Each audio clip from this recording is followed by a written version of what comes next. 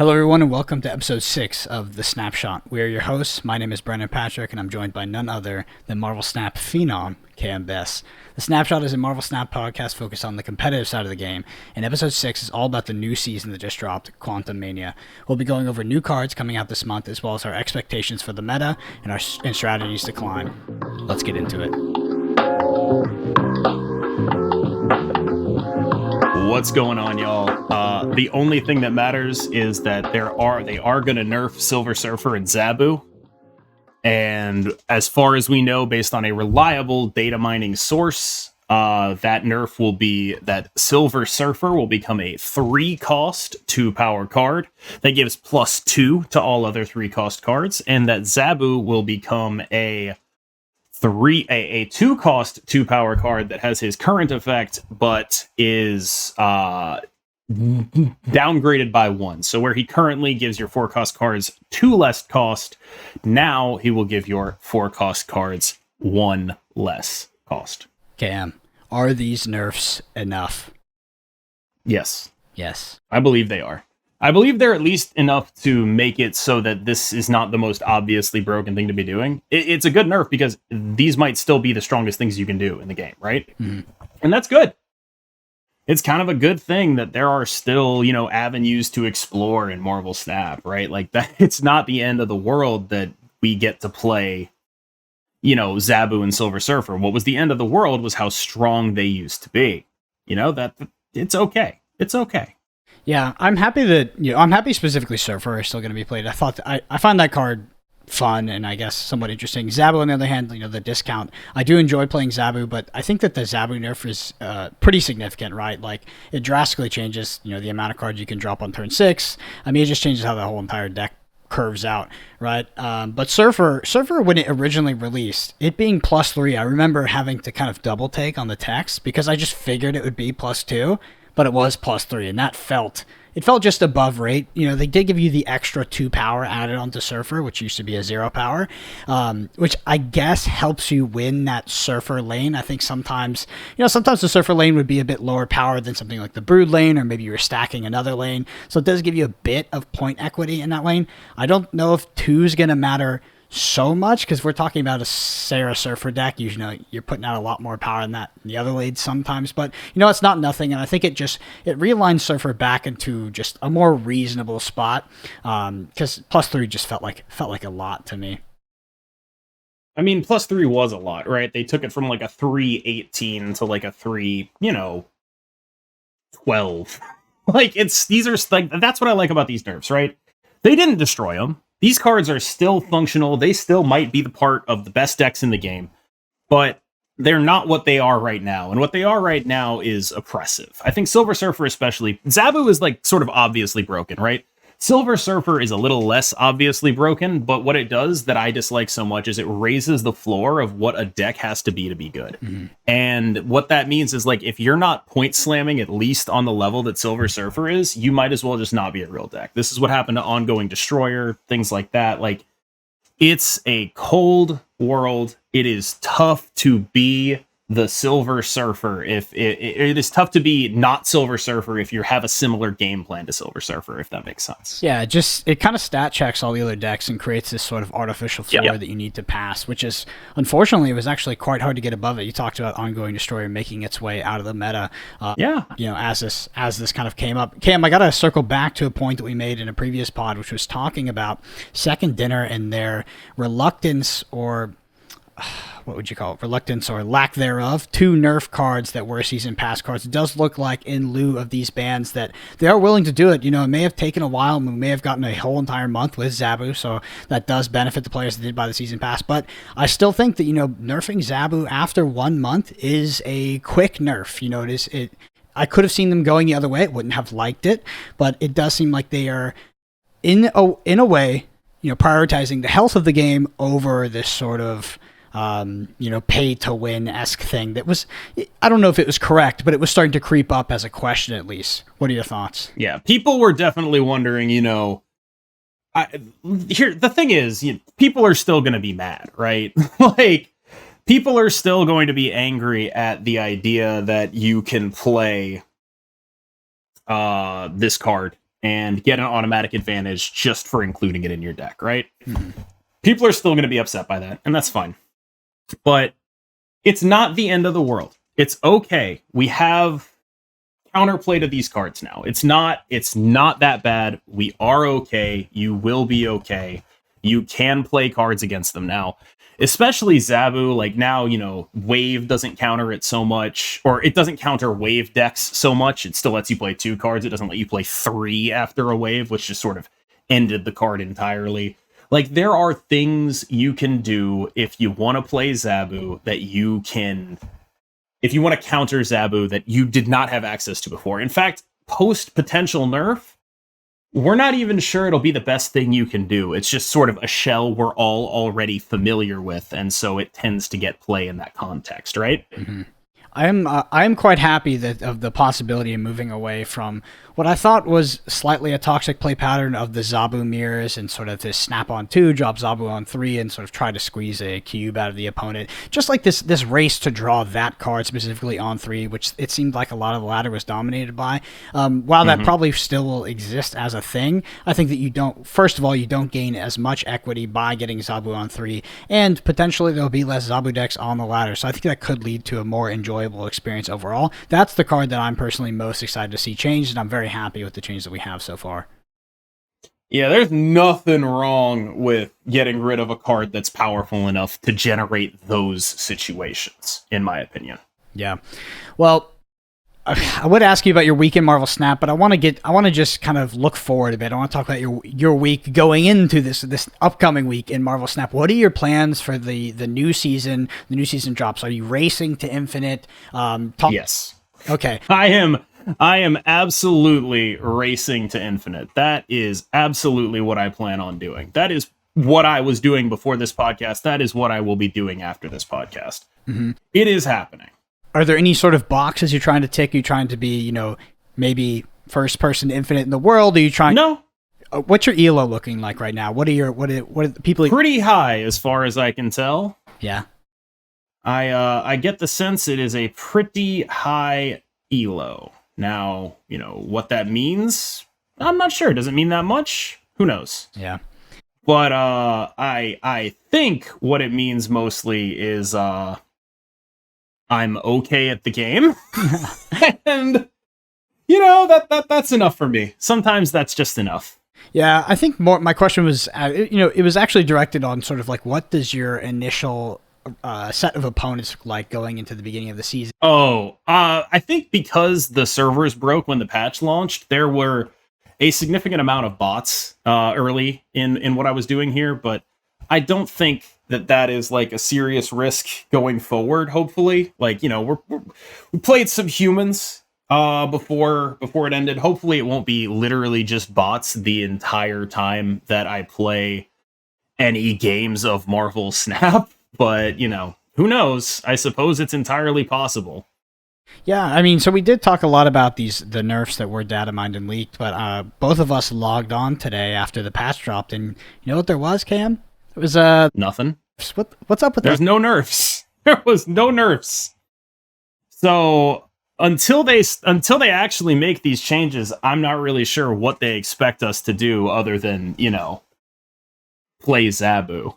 Like, I'm not sure what their expectations are, but I can tell you that I plan on playing a lot of Zabu. Hell yeah! It's like somebody call an ambulance, but not for me. But not for me. Not yet. They don't have to call that ambulance for me yet. They may have to call that ambulance for me at some point in the future. Not right now. All right. So let's head into the news here. We did talk about the upcoming... Wait, I wanted to ask you, same question. What are you going to be playing?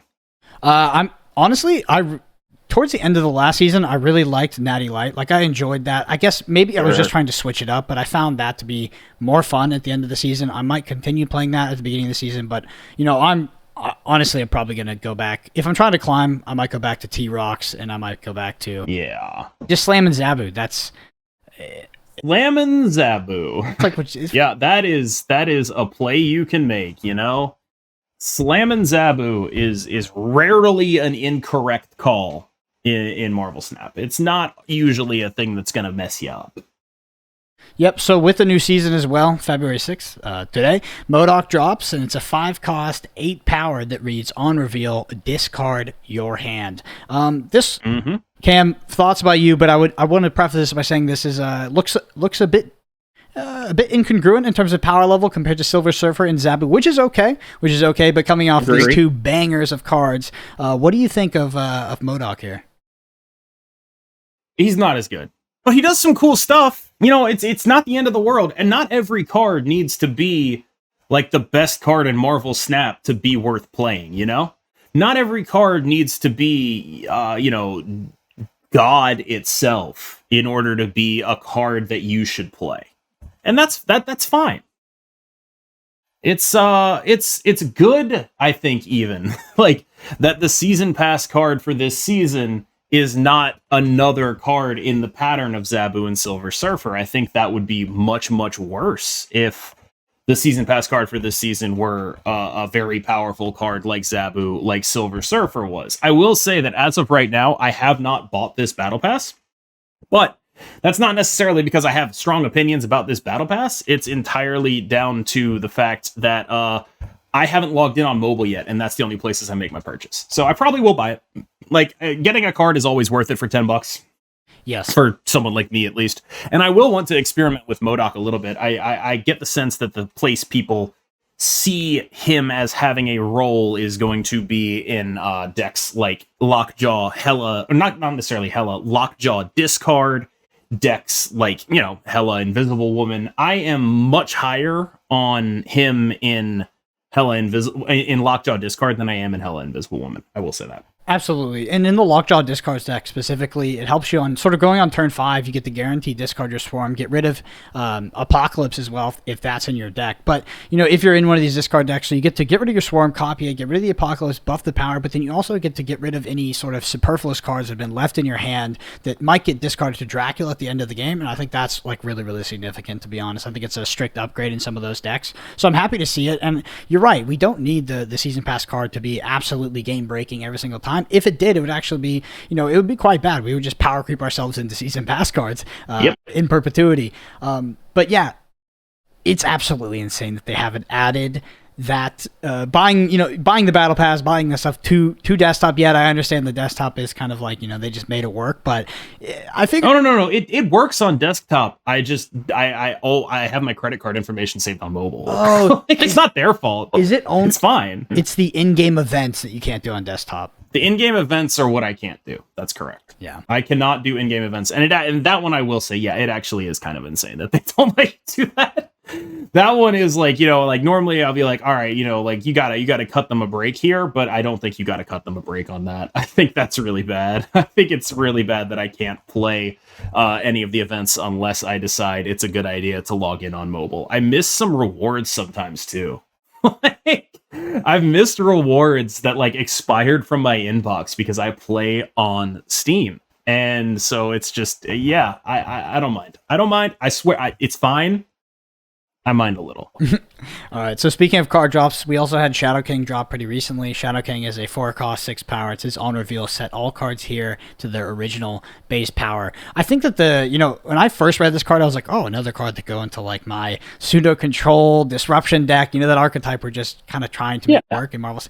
Do you see Shadow King as playable in the post Zabu Surfer nerf world? What do you think of? So when I read Shadow King, I was like, this card seems pretty medium, but at least it's a good answer to Devil Dinosaur. And then I learned that it doesn't work on ongoings, and now I think it's the worst card they've put into Series 5. Yeah. I just don't understand that. Maybe I'm there's a decent chance, and I'm serious when I say this, that my brain is too small to comprehend the few situations he'd be very powerful in, because I'm sure they exist. I'm sure there are some situations where Shadow King would be a very powerful thing to do. I don't know what they are. Is that a fair statement? I don't know what they are. I'm sure they exist, probably, maybe. I don't know when it would be true. I also have no idea what they are, but I think Valkyrie works the same way in terms of Valkyrie, the streamer. Valkyrie, yeah. Sorry, Valkyrie. Yeah, Valkyrie.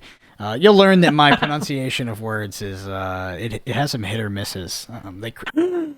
Oh You man, got me with the Darajin the other day too. the Darajin. Yeah, you're A+ on this, man. You're crushing it. You're doing great. Anyway, Valkyrie, yeah, it does the same thing, and I've seen kind of that work out in some when it's cropped up in some Galactus decks. But let's go ahead and head into the bend and snaps to the listener Let's question. go. Yeah, the bend. Shout out to Reese Witherspoon. So yeah, if you want to get your question read out on the podcast, shoot us a question in the YouTube comments below, and we'll get it read out. This one is going to be from Slim Jim 281. Slim Jim asks, "What's your opinion on battle mode? Do you like these 15 to 25 minute games, and would you want a ranked battle mode with random matchmaking and a separate ELO?" I think I would lose my mind if there was a ranked battle mode, and not in a good way. What I really enjoy about Snap, and I believe Ben Brode did a poll on Twitter that showed that I was far from the only person who really enjoyed this about Snap, short games. Mm-hmm. I love short games. I love that I can do it while doing other things. I love that I can, and like they've leaned into that with so many that like they wouldn't have an I am on the toilet title if this game wasn't built around playing short games. You know what I mean?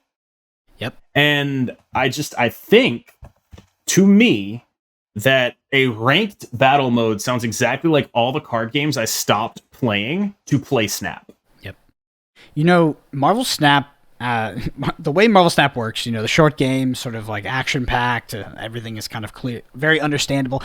It makes me wonder if all card games will sort of trend towards this in the future, because I think it's been executed so well that when I go and look at other games, I'm like, why do I need to be playing for 50 minutes? Why do I need to land go? Have you ever like tried to play a game of Magic the Gathering and it's like, oh, this took an hour and a half? What?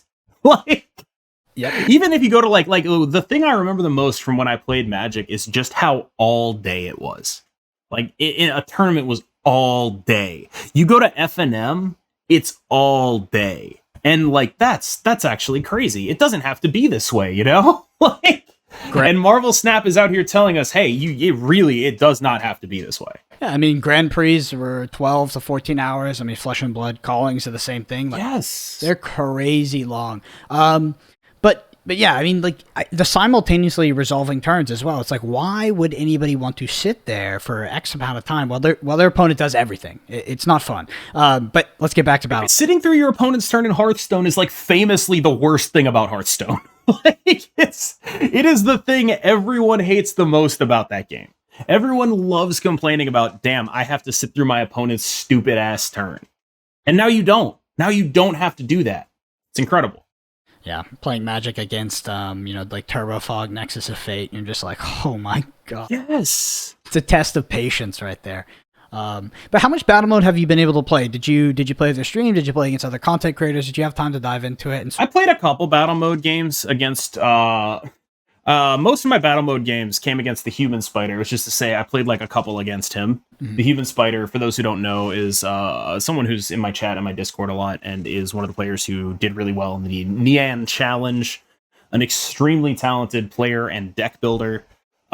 We played some, but most of my battle mode experience, actually, this is a little embarrassing.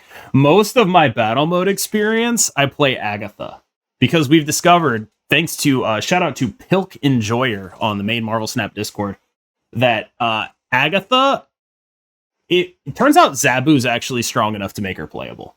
Really? So that is my battle mode deck du jour at the moment. I love playing it. It's a absolute blast. And if anyone ever loses to me, they never hear the end of it. Okay. Could you speak to anything in regards to like do you feel like it has a high level, a competitive future? Yeah. Agatha or battle mode? Battle mode. So competitive integrity. You think there could be like high level Marvel Snap tournaments using this format? I really hope so. It's definitely got the sort of time spent required nature of it to make it less of a RNG fest. I think that's like an objection a lot of people will have to it, is like, man, this is like a really random outcome kind of thing. And battle mode spreading the game over a larger period of time does make it so that that is less of an influence on your games. I think battle mode's actually really enjoyable. There's a lot of high level strategy going on there, but this is like a limited perspective, right? I haven't played any high stakes tournaments with it because, quite frankly, I don't want to give myself the anxiety of playing those high stakes tournaments. I know I have to do it just for the good of, my stream, my content, and to face my own fears. But that's sort of where I'm at with it. Okay. And I think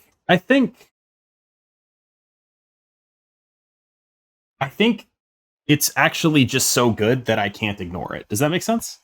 Yep, it does. It's just such a good thing that I actually like. If it was bad, I'd be able to justify, not caring about it too much, but I actually don't think I can. It's super good.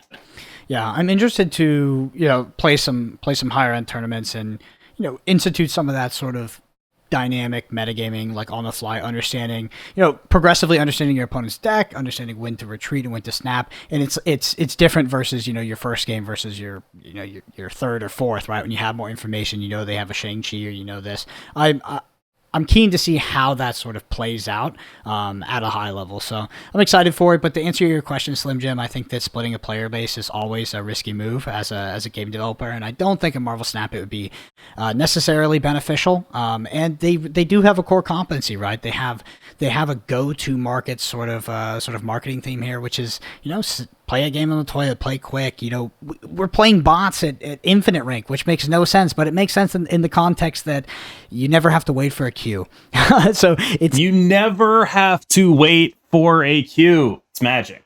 So they have, I think they're going to stick to the guns, and if it, even at a fault, I think to some points where you're playing bots at high ranks, but you're splitting their player base and creating this battle mode ranked. I don't think they'll ever do it, to be honest, but it's a cool thought, and I think the battle mode is a huge success. I'm happy that they got it out as fast as they could. My favorite thing about Second Dinner, by the way, is that they hear community feedback. They see these core features that the game is missing that obviously would just be net positive, and then they crank that out. We don't have to wait quarters and years and like all this other BS for basic features. We don't. And what I love is when we get an update, Cam, they just sprinkle in a little bit of like quality of life stuff. They don't even really tell anybody about. Like you can click your favorite and your skin goes on everything. Like I think the artist stuff, the artist credits is so good. Mm-hmm. Artist credits is so good.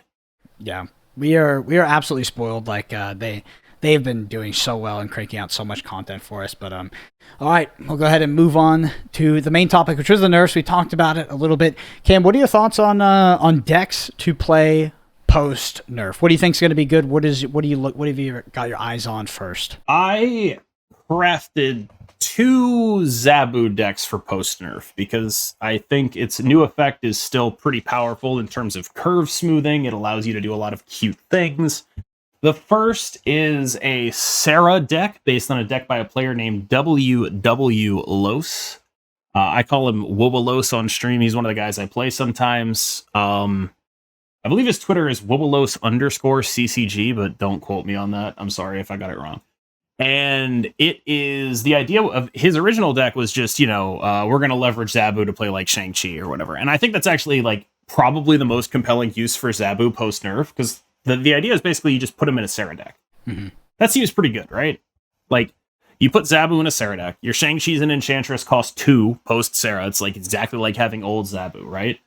And that seems like a very, very powerful thing to be doing. Reactive cards are very, very good at winning you these cubes, and people probably aren't going to be expecting a lot of Sarah gameplay. So that's where my head is at. So Sarah. The other place my head is at is the T-Rocks list. Just we probably cut Chavez now because that deck has a competent backup game plan. It already didn't run too many 4-drops. The more reliant you are on Zabu, the less I think you want to be playing Zabu post-nerf. Or the less I think you want to be playing the exact same list as you were post-nerf, I should say. Mm-hmm. Yeah, I mean... So that would be my major concern here.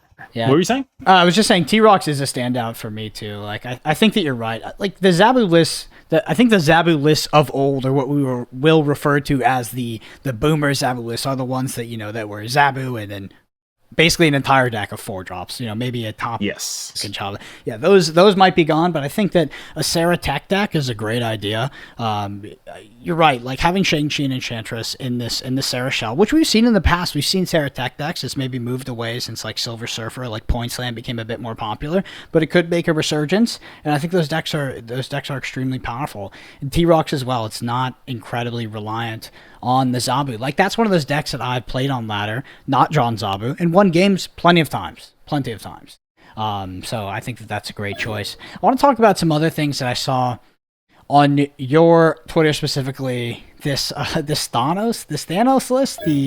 I love that Thanos list. Talk to me about it's so baller. The Thanos Lockjaw. Just talk to me about this list, because I'm a Thanos romantic. Like I want Thanos to be S tier. Like I just want to be playing that deck. And Thanos is a card that is so unique compared to everything else in Marvel Snap because of how much deck manipulation and card draw it gives you. Obviously, it puts more cards in your deck, but it's so interesting. And I just talk to me about this list. I have it pulled up for the listeners here.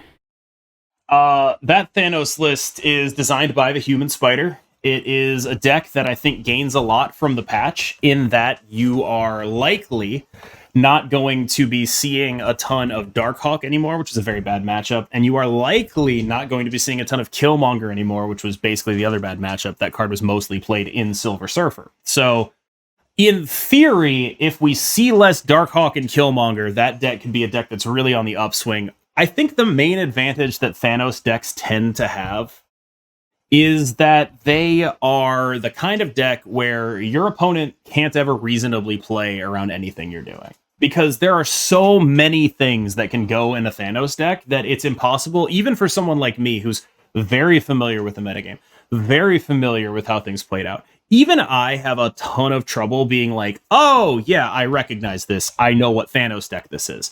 Oh, yeah, this is the one with Dr. Octopus instead of Arrow. How are you supposed to know that?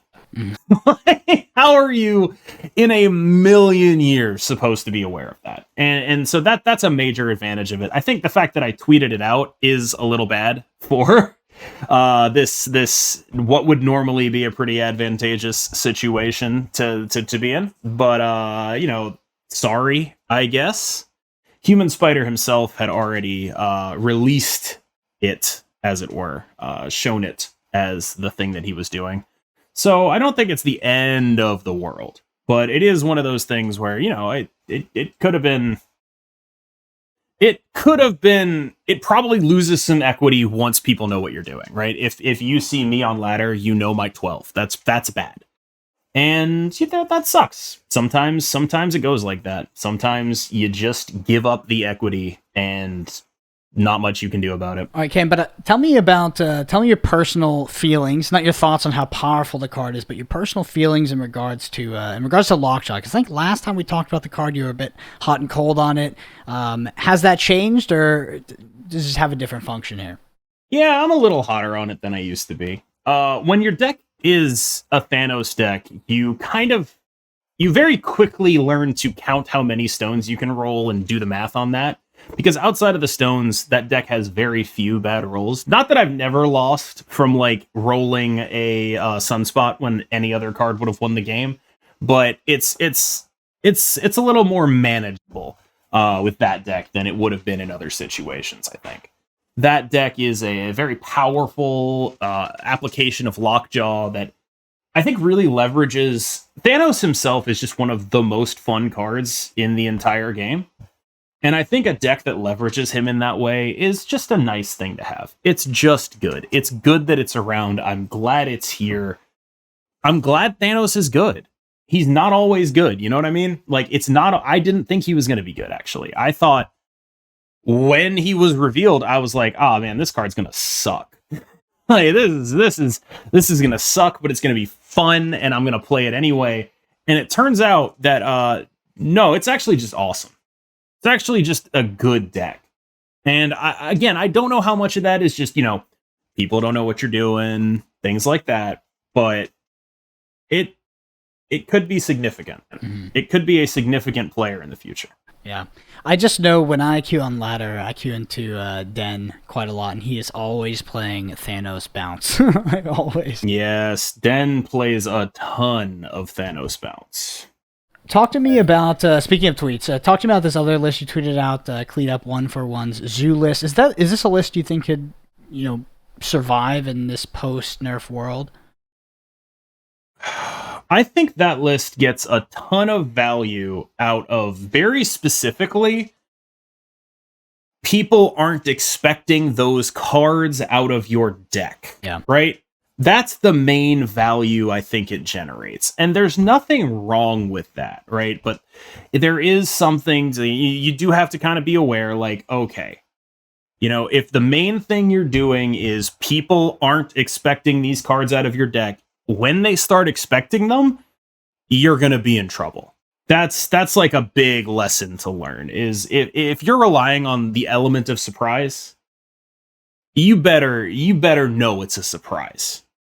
You better be 100% sure that you're surprising your opponent, because cards like Shang-Chi and Enchantress, if they're expecting them out of a Zoo deck, you're gonna lose the game. Mm-hmm. They will just play their big stuff on turn 6. Those are cards you can play around. Yep. So yeah, in this list you have a sort of traditional Zoo list, but you've added Shang-Chi and Enchantress, 2 tech cards that are very relevant in the current meta. To be clear, I didn't add them. Right. Cleanup 141 did all the legwork on this list. Twitch.tv/cleanup141. Yeah, for the people viewing on YouTube, we'll see that the deck name does say Cleanup 141 Zoo. Actually, it is cut off, so I'm happy you referenced that. I didn't notice it was cut off, but yeah, that is Cleanup's list. I want to highlight one more list before we move on, which is just a list that I enjoy playing and that I probably will be playing post nerf. It's stock only raised, and I thought that it was very viable and very good. Even in the last meta, and that's Natty Light. How about some Natty Light? That's some Natty Light right there. How about some Natty Light? Man, we're going back to college. Let's go. Natty Light's it's a bit heavy on the Series 5. Shuri is important. Shuri is very important to this list, but she's Series 4 now. Series 4, so yeah, budget. Totally fine. It's totally fine. There's nothing wrong. It's a budget deck now. Yeah. This deck, this deck is fun to play. I mean, yeah, we've talked about it before, but putting down a 30 power Red Skull, like, not a lot beats that. Like, really, not a lot beats that, even with the ongoing effect. You copy that with Taskmaster. This deck, it's quite clear to know when you're going to win the game. If there's more Sarah, if we go into this post-nerf world and everybody's playing Sarah Tech decks, and you got Zoo list with freaking Shang-Chi and Enchantress because Cam won't stop tweeting about it, then yeah, this list is less good. But previously there wasn't a ton of Shang-Chi's running around, and you had armor on the list to sort of insulate against that as well. Cam, I want to close out this week's pod with something spicy, but also relevant to the new shop refresh. We did get a new bundle that dropped. It's a Mr. Negative bundle. It is 100. What's spicy about this? Do you want me to answer the question you already know the answer to? I already bought that bundle. So deep philosophical question: did you buy the bundle? Yeah, I mean, it makes sense. But I want to ask you about the monetization model in Marvel Snap. Do you think that it's too aggressive, right? Because I think that, in my opinion, I feel like Second Dinner has sort of put up this facade and kind of hid behind this concept of, like, you're not supposed to own all the cards, but that's not really how card games work, right? It's like this ideological sort of vision for a card game, like Richard Garfield, early Magic. You just buy a deck, you shuffle it together, and nobody knows what each other has. Like, nobody's supposed to have multiple Lotuses or even Lotus at all, etc. But it just doesn't work like that. It's like, as you trend towards people playing the game more and people get more serious about it, like, they want all the tools. Right. It sort of makes you wonder, because, like, the logic they use is, we want this. They present themselves as, we are idealists. This is what we want in our game, and it is. I suppose, I think a more cynical person might say, interesting how your idealism seems to result in making a ton of money, like, just a ton of money. I recently looked through my purchases on Marvel Snap. I have spent 4 figures on this game since the beta, and I get it. I'm not the average person. I'm a content creator. I'm not doing the things that a normal quote-unquote person would do with their money, but that's still a big big ask, right? And I don't even have all the cards. Mm-mm. That's kind of messed up, right? I don't even have all the cards. I remember when I played Hearthstone, and the concept is paying $100 ish, maybe even $100 to $200 every time an expansion came out to get all the cards to get close to it, was like the most egregious, predatory thing I had ever encountered in my life. But now, here I am in Marvel Snap, and I'm spending so much more money than that, and I still don't have all the cards. And I wonder, so we talk about them making money, right? Is there a world where their monetization model is so predatory that they actually are forcing players away from the game, and they could potentially make more money by having a more realistic monetization model and acquiring more players, right? Because there's a balance. Maybe? Yes. If it was infinitely expensive, none of us would play it, right? We just couldn't afford it, assuming you could get no cards without paying. So they are trying to strike a balance. I feel like they are too much on the side of just freaking crazy expensive, dude. Like, it's ridiculous. Like, it is pricey. It is a pricey game. Yeah. And that it's like, whew. I spend a lot of money on this game. I make a lot of it back, right? Like, it's not like, oh, I'm spending all this money. I'm just an idiot, right? I mean, I am an idiot. Don't get me wrong, but like, I'm spending all this money, and also I get some relief from it. I am able to stream on Twitch. I am lucky enough to be blessed with a great community that genuinely allows me to feed the beast, as it were. But like, for someone who isn't, I can't imagine what it would be like. Like, there's a reason that it's hard for a new streamer of this game to break into this game. It's because they probably just don't have the fucking cards, and they don't have the outlay. And I sort of wonder, right, like, they don't have the cash to outlay. And I wonder, there's like a famous quote. I'm trying to remember it. I'm sure I'm going to butcher it, where someone is talking about, Einstein, right? And it's like, I whenever I think about Einstein, I think about how many other Einsteins died in fields without ever knowing their true potential. How many people who would have been able to bring something great to the world were not able to do it because just of the nature of how capital and power work in our world. And you see that, like, I get that's a little heavy, but you see that sort of writ small here, right?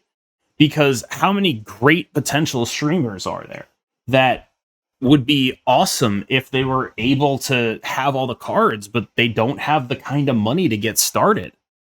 How many other awesome content creators would there be? Because I don't know if my spending is an outlier. I actually think, I spend less money than Dara JN. I spend less money than Jeff Hoogland. And I it's not a coincidence that I just listed like some of the top Snap streamers, because people want to see the cards they want to see, I think there is something to that. The barrier to, I think, content creation specifically is, yes, extremely high, because I remember some people that had, some people in my network, because my network is consisted of a lot of players from other games, specifically Flesh and Blood, had talked about, playing Marvel Snap, liking Marvel Snap. It's like, oh, maybe I think I'll do content. Maybe I could do, pool 1, pool 2 content. I'm like, You can, right? Like, that's a thing. People definitely exist in pool 1 and pool 2, but the problem is they just trend towards pool 3. Like, everybody eventually progresses. Well, I will say, a lot of my best performing videos are budget decks, and I frankly do think there's a huge market for that if you can, pull them off successfully, basically. Yeah. I don't know if everyone can pull that off successfully. That's sort of the larger issue, yeah? Mm-hmm.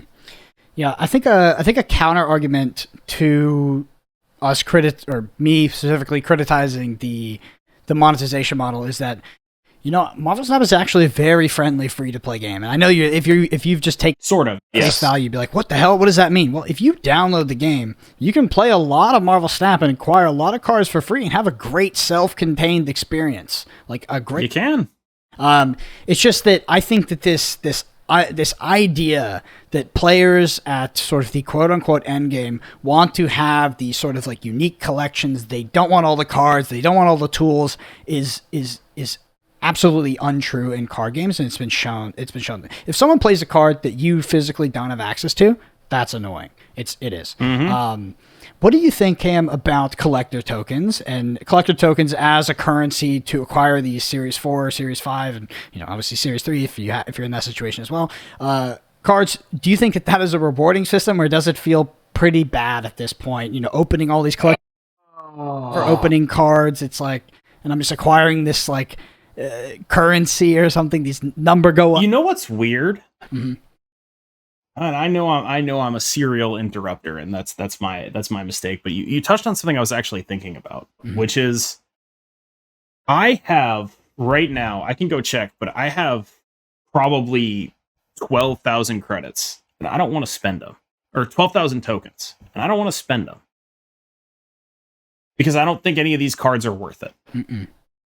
And it's like, I think a lot of people will end up in my situation where like, wait, suddenly you have more tokens. You don't have enough tokens until you're done wanting things. And then you have too many tokens because you don't want anything. Yeah. And that's weird, right? That's a weird place for me to be in, because I don't think a lot of people are in that place, right? I think they design for people in that place, maybe more than they design for people who aren't in that place. But it is weird to exist in this sort of liminal space when all I cared about was tokens for so long, and now it's just like, that'll be fine. We'll figure it out. Tokens or whatever. I'll get whatever cool that comes out, and then I look at the cards and I'm like, damn, nothing's cool that's coming out for like a month. That sucks. And then I'm like, oh well, okay. I don't know. It's a weird system, because once you're done wanting things, you realize, oh, I don't need to do any of this. So I would riff off that by saying, and by the way, the people that are watching us on YouTube are actually seeing my shop right now, and I have about 11,000 tokens. So I'm in the same scenario. And the thing is it's not that I don't want these cards. I can't justify 6,000 tokens for it, based off the whole cynical reason that if they release something broken, I want it. Mm-hmm. I want it day of. You always got to keep 6K. You always got to keep that 6,000 on deck. You know what I mean? Yep. They've gotten us to be at that point. You got to keep that. You got to keep it on deck. Yeah. So it's purely for, I guess it's advantage, but yeah. Other than that, I'm just going to wait for them to rotate down, like to go down to Series 4 and try to open them or something like that. Like Series 5 is just, it's insane. Like, I think I've gone through thousands of collection levels at this point. I've opened to one Series 5 and it was Super Scroll. But other than that, nothing else. Bundle prices, too damn high. I hope that they do come down. There's a trade. The price is too damn high.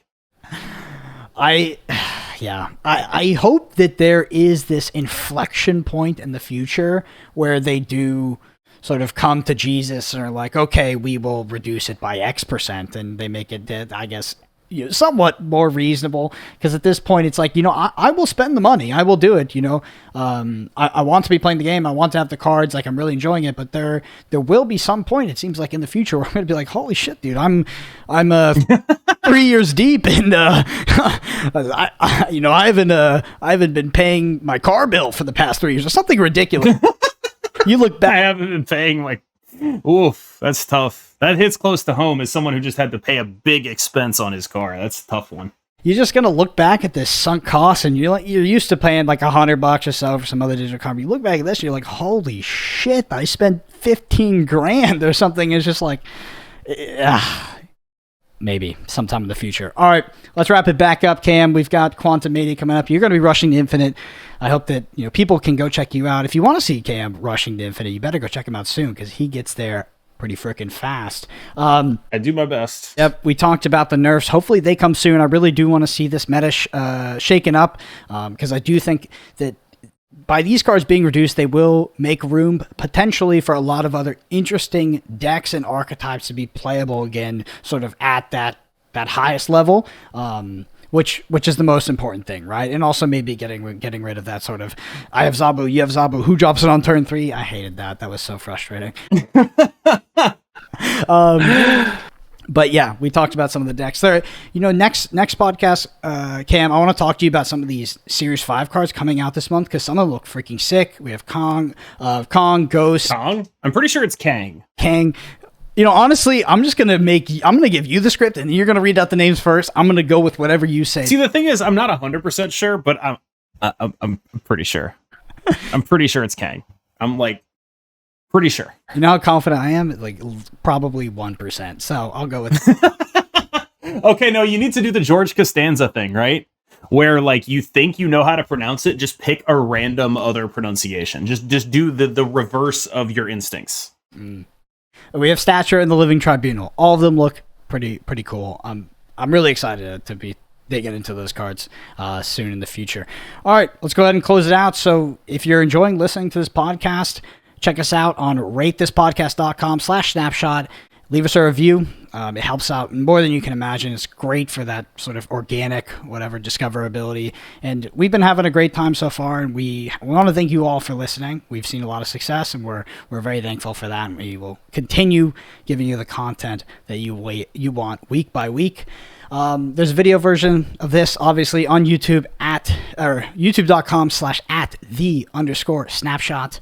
Go ahead and hit that like, subscribe, and karate chop that freaking notification bell while you're there. I'm on Twitter, BrendanAPG. Cam is @KMBestMS. Cam, where can they find you on Twitch for this infinite run-up? Twitch.tv/KMBestMS. That is where you can find me. That is always where you'll be able to find me. And I hope to see everyone there. It's going to be a blast and a half, in my opinion. I really got to try hard now because I hate being in not infinite. It's the saddest part of the season. But what I'm really going to try to do is just try to take it as it comes and just play a good games of Marvel Snap consistently. That's really what I'm trying to get done here. And, if I can't do that, that sucks, but I'll live. If I can do that, then I will have accomplished my goal. Really, all I'm trying to do is just treat myself right on the climb up, if that makes sense. Hey man, you can't lose if your win condition is having fun. What is that? What's that stream schedule, by the way? Is it every single night?